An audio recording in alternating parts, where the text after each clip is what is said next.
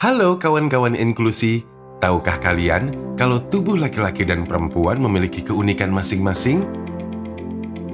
Dan memahami perbedaannya adalah bagian penting dari mengenal diri kita dengan lebih baik.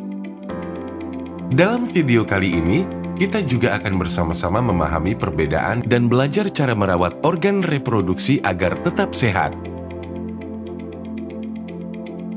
serta mengetahui batasan privasi tubuh yang penting untuk kita jaga bersama. Agar kita lebih paham dan nyaman dengan tubuh kita sendiri, yuk kenali tubuh kita. Karena pemahaman yang baik adalah kunci untuk menjaga kesehatan dan kenyamanan kita. Simak videonya sampai habis ya. Perbedaan utama antara laki-laki dewasa dan perempuan dewasa yaitu terletak pada organ reproduksi. Pada laki-laki dewasa, organ reproduksi utama adalah penis, sedangkan pada perempuan dewasa adalah vagina. Lalu, pada laki-laki dewasa, tubuh menghasilkan sel sperma sebagai bagian dari sistem reproduksi. Sementara itu, perempuan dewasa menghasilkan sel telur yang diproduksi setiap bulan. Perbedaan selanjutnya adalah laki-laki dewasa mengalami mimpi basah. Sementara itu, wanita dewasa mengalami menstruasi yang terjadi setiap bulan sebagai bagian dari siklus reproduksi. Kawan-kawan inklusi sudah pada tahu belum? Sebenarnya apa sih mimpi basah dan menstruasi itu? Mimpi basah merupakan proses alami di mana tubuh mengeluarkan air mani saat tidur. Hal ini terjadi ketika testis dan salurannya telah penuh dengan sperma. Ini adalah mekanisme tubuh untuk melepaskan kelebihan sperma yang tidak digunakan, sehingga berfungsi untuk menjaga keseimbangan produksi sperma dalam sistem reproduksi laki-laki. Sementara itu, menstruasi atau haid adalah proses keluarnya darah secara periodik dari tubuh. Proses ini terjadi karena lapisan dinding rahim bagian dalam meluruh dan dikeluarkan melalui vagina bersama dengan pembuluh darah, kelenjar, dan sel-sel yang tidak digunakan. Hal ini terjadi sebagai respon terhadap tidak terjadinya pembuahan atau kehamilan. Selain itu, perbedaan lainnya adalah pada perempuan dewasa memiliki sistem reproduksi yang memungkinkan mereka untuk mengalami kehamilan. Hal ini karena adanya organ reproduksi khusus yang mendukungnya seperti rahim, sebagai tempat utama perkembangan janin yang berperan penting dalam proses kehamilan. Selain itu, terdapat ovarium dan saluran telur yang juga berperan penting dalam memastikan terjadinya pembuahan dan mendukung proses kehamilan. Sedangkan laki-laki dewasa tidak memiliki organ reproduksi yang sesuai untuk mendukung kehamilan. Mereka tidak memiliki rahim dan organ-organ lain yang diperlukan untuk mengandung dan membesarkan janin. Perbedaan selanjutnya adalah pada perempuan dewasa memiliki payudara yang akan aktif dan mampu memproduksi ASI setelah melalui proses persalinan. Sedangkan pada laki-laki dewasa, meskipun memiliki payudara, tetapi tidak dapat berfungsi untuk menyusui. Perbedaan lainnya adalah pada laki-laki dewasa memiliki jakun. Keberadaan jakun merupakan salah satu ciri fisik yang mencolok karena terbentuk dari tulang rawan yang mengelilingi laring dan biasanya terlihat lebih menonjol, terutama ketika laki-laki berbicara atau menelan. Hal ini berkaitan dengan perkembangan laring yang lebih besar pada laki-laki yang juga berkontribusi pada suara mereka yang lebih dalam. Sebaliknya, pada wanita dewasa, jakun tidak tampak karena ukuran laring yang lebih kecil dan perkembangan tulang rawan yang tidak menonjol. Nah, selanjutnya kita akan mengetahui lebih dalam lagi mengenai apa saja sih organ reproduksi yang dimiliki oleh laki-laki dewasa dan perempuan dewasa. Organ reproduksi pada laki-laki dewasa terdiri dari penis, skrotum, dan testis. Yuk kita bahas satu persatu. Yang pertama adalah penis. Penis merupakan organ eksternal laki-laki yang berfungsi sebagai saluran untuk ejakulasi sperma dan pengeluaran urin. Penis terdiri dari 3 bagian utama, yaitu akar, bagian yang terhubung ke panggul, lalu tubuh, bagian utama yang terlihat, dan yang ketiga, glans atau disebut dengan kepala penis. Glans biasanya dilindungi oleh foreskin atau disebut juga dengan kulit hatan yang dapat dihilangkan melalui prosedur sunat. Lalu yang kedua adalah skrotum. Skrotum adalah kantung kulit yang menggantung di bawah penis dan berfungsi untuk menampung dan melindungi testis. Skrotum memiliki kemampuan untuk menyesuaikan posisi testis, mengatur suhu dengan cara menggerakkan testis mendekat atau menjauh dari tubuh. Dan yang terakhir adalah testis. Testis adalah dua organ berbentuk oval yang terletak di dalam skrotum. Fungsi utama testis adalah memproduksi sperma dan hormon testosteron. Selanjutnya, kita akan membahas organ reproduksi pada perempuan dewasa. Organ reproduksi pada perempuan dewasa terdiri dari vagina, serviks atau leher rahim, dan uterus atau rahim. Yuk kita bahas satu persatu. Yang pertama adalah vagina. Vagina adalah saluran elastis dan berotot yang menghubungkan vulva, yaitu bagian luar organ genital perempuan dengan uterus.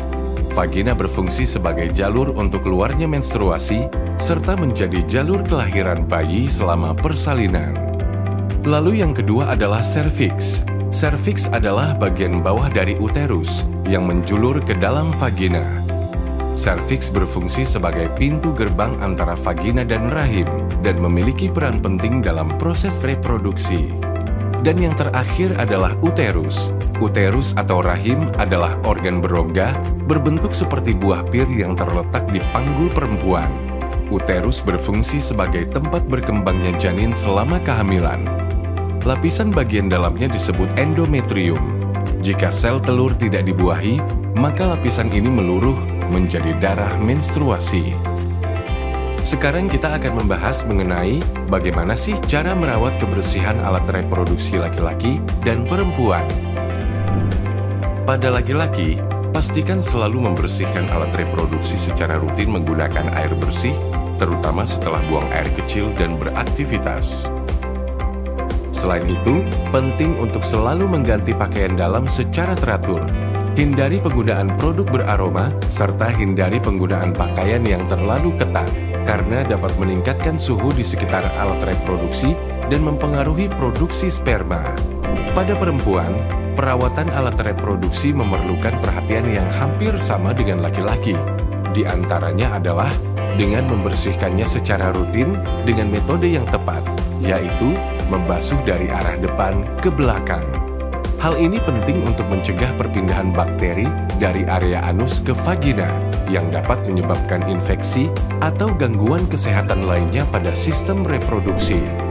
Berikutnya, pastikan untuk selalu mengeringkan area alat reproduksi dengan handuk atau tisu bersih. Selain itu, penting juga untuk selalu mengganti pakaian dalam secara teratur, serta hindari penggunaan produk pembersih yang disemprotkan ke dalam vagina dan pakaian yang terlalu ketat. Selain itu, bila haid, ganti pembalut setiap 4 jam. Setelah kita membahas cara menjaga dan merawat alat reproduksi, sekarang mari kita membahas apa saja sih penyakit yang dapat mempengaruhi alat reproduksi kita. Pada laki-laki, penyakit yang dapat terjadi diantaranya adalah balanitis, gonore atau kencing nanah, dan sifilis. Yuk kita bahas satu persatu. Balanitis adalah peradangan pada kepala penis yang sering disertai dengan iritasi, kemerahan, pembengkakan, dan terkadang timbul rasa gatal atau nyeri. Penyakit ini umumnya terjadi pada laki-laki yang tidak sunat karena penumpukan smegma, yaitu cairan berminyak yang dapat menumpuk di bawah kulup dan dapat memicu infeksi bakteri atau jamur. Gonore atau kencing nanah merupakan penyakit yang disebabkan oleh infeksi bakteri. Gejala penyakit ini biasanya muncul sekitar 10 hingga 20 hari setelah terinfeksi. Sifilis adalah penyakit infeksi yang disebabkan oleh bakteri Treponema pallidum. Penyakit ini menyebar melalui kontak langsung dengan kulit atau selaput lendir yang terinfeksi. Jika tidak diobati dengan tepat, sifilis dapat menyebabkan kerusakan serius pada berbagai organ, termasuk jantung, dan dapat berpotensi mengancam jiwa. Lalu, apa saja sih gejala penyakit pada alat reproduksi pada laki-laki?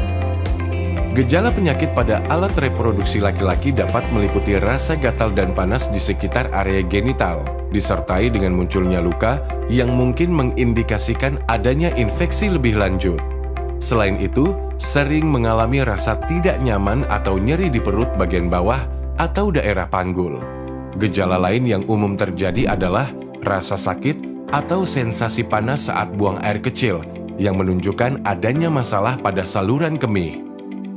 Nah, selanjutnya kita akan membahas penyakit yang dapat terjadi pada alat reproduksi perempuan. Pada perempuan, penyakit yang dapat terjadi diantaranya adalah vaginitis, herpes genital, dan kanker serviks. Yuk kita bahas satu persatu. Vaginitis adalah peradangan pada vagina yang dapat menyebabkan keluarnya keputihan, gatal, dan nyeri. Penyebabnya bisa beragam, termasuk perubahan keseimbangan bakteri di vagina, infeksi bakteri, dan infeksi jamur. Herpes genital adalah penyakit menular seksual yang dapat menyerang baik pria maupun wanita. Ditandai dengan munculnya luka lepuh yang nyeri di area kelamin. Selanjutnya adalah kanker serviks. Kanker serviks adalah penyakit pada sistem reproduksi yang disebabkan oleh infeksi human papillomavirus atau disingkat HPV. Menariknya, kanker ini adalah salah satu jenis kanker yang paling umum dialami oleh perempuan. Namun ada kabar baik, kita bisa melakukan pencegahan bersama-sama dengan vaksinasi HPV. Kita dapat melindungi diri kita dan melakukan pemeriksaan rutin dengan pap smear. Nah, sekarang kita akan membahas apa saja gejala penyakit pada alat reproduksi pada perempuan. Gejala penyakit pada alat reproduksi perempuan dapat meliputi timbulnya bau yang menyengat pada area genital.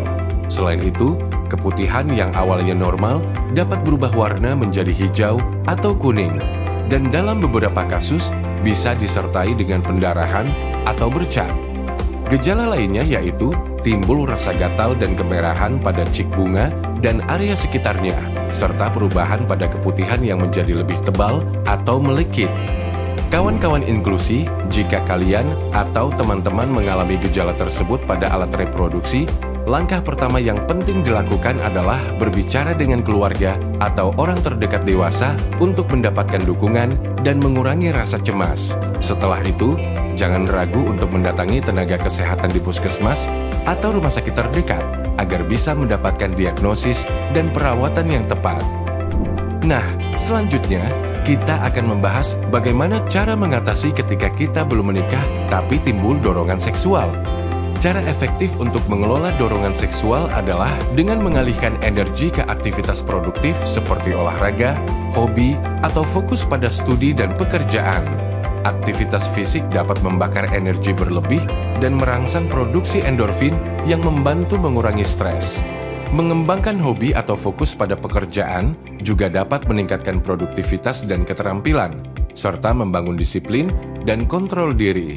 Kombinasi kegiatan fisik dan mental ini tidak hanya membantu mengatasi dorongan seksual, tetapi juga meningkatkan kesejahteraan psikologis dan kualitas hidup secara keseluruhan. Selanjutnya, kita akan membahas tentang privasi tubuh dan sentuhan yang boleh atau tidak boleh dilakukan. Sentuhan yang aman itu misalnya tos dengan teman atau bersalaman. Tapi ada juga sentuhan yang tidak boleh loh. Misalnya, menyentuh tubuh dari bahu ke bawah tanpa izin, atau menyentuh paha, alat kelamin, dan payudara. Bagian-bagian ini sangat pribadi dan tidak boleh dilihat atau dipegang oleh orang lain.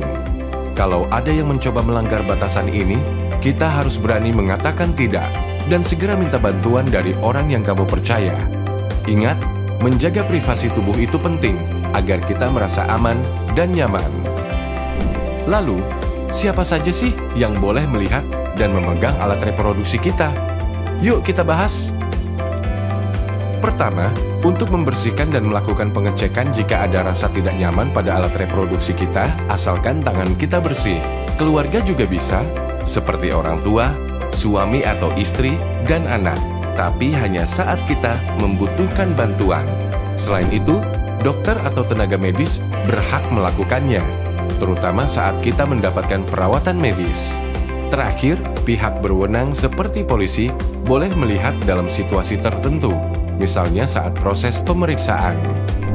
Selanjutnya, kita akan membahas 9 jenis kekerasan seksual yang diatur dalam Undang-Undang Tindak Pidana Kekerasan Seksual. Pertama, ada pelecehan seksual non-fisik, seperti komentar atau gambar yang tidak pantas. Selanjutnya, pelecehan seksual fisik yang melibatkan sentuhan tidak diinginkan. Kita juga perlu waspada terhadap pemaksaan kontrasepsi dan pemaksaan sterilisasi, di mana seseorang dipaksa untuk menggunakan metode kontrasepsi atau menjalani sterilisasi tanpa persetujuan. Selain itu, pemaksaan perkawinan juga termasuk kekerasan seksual, di mana seseorang dipaksa untuk menikah tanpa persetujuan. Selanjutnya ada penyiksaan seksual dan eksploitasi seksual adalah bentuk kekerasan yang sangat merugikan dan bisa terjadi di berbagai konteks. Perbudakan seksual juga merupakan isu yang sangat serius. Dan yang terakhir adalah kita tidak boleh melupakan kekerasan seksual berbasis elektronik yang mencakup berbagai bentuk pelecehan yang terjadi di dunia maya, seperti mengirimkan pesan, gambar, atau video yang tidak pantas tanpa persetujuan, menyebarkan konten pribadi tanpa izin, atau melakukan ancaman dan intimidasi melalui platform digital. Hal ini bisa terjadi di media sosial, aplikasi pesan, email, atau bahkan dalam permainan daring. Bagaimana cara merespon jika terjadi kekerasan seksual? Yuk, kita pahami langkah-langkah berikut ini. 1. Jauhkan diri dari pelaku kekerasan. Jika kamu merasa tidak aman, usahakan untuk menjauh dari orang yang melakukan kekerasan. Cari tempat yang lebih aman untuk melindungi diri. 2. Minta pertolongan. Jangan ragu untuk meminta bantuan dari orang terdekat seperti kader, keluarga, atau orang yang kamu percaya di lingkungan sekitar. Mereka bisa membantumu dan memberikan dukungan. 3. Laporkan ke pihak yang berwenang. Penting untuk melaporkan kejadian ini ke pihak yang berwenang, seperti polisi atau lembaga terkait. Ini akan membantu agar kejadian yang sama tidak terulang lagi dan pelaku bisa mendapat tindakan hukum yang sesuai. Ingat, kamu tidak sendirian. Jangan takut untuk berbicara dan meminta pertolongan jika dibutuhkan. Nah, sekarang kawan-kawan inklusi sudah tahu kan tentang pentingnya memahami perbedaan tubuh laki-laki dan perempuan serta cara merawat kesehatan organ reproduksi. Ini bukan hanya informasi yang menarik, tetapi juga sangat penting untuk menjaga kesehatan kita masing-masing. Dengan pemahaman yang baik, kita bisa mencegah masalah kesehatan dan menciptakan lingkungan yang lebih inklusif dan aman. Mari kita bagikan informasi ini kepada teman-teman dan keluarga agar semakin banyak orang yang sadar akan pentingnya menjaga kesehatan tubuh mereka. Sampai jumpa di video Pusat Rehabilitasi Yakum lainnya.